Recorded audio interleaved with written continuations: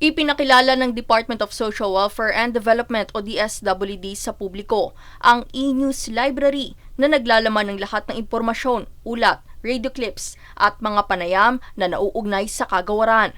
Ayon kay Traditional Media Service Director Aldrin Fermin, pinagsama-sama na sa isang data ang lahat ng impormasyon na makikita online patungkol sa mga programa at proyekto ng DSWD. Anya, ito'y malayang basahin ng publiko gamit lamang ang kanilang gadget. Dagdag pa ni Fermin, layo nitong mapadali ang paghahanap ng impormasyon at mas maging organisado. Sa paglulunsad dito ay may iwasan din umano ang mga fake reports kung tawagin dahil dito ay sinusuri ng e-news library ang mga lehitimong pinagkukuhanan ng balita.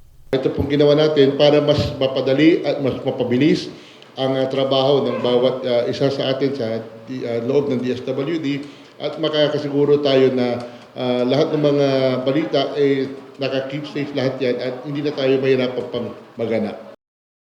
Danizel Lopez, nag-uulat para sa Golden Nation Network.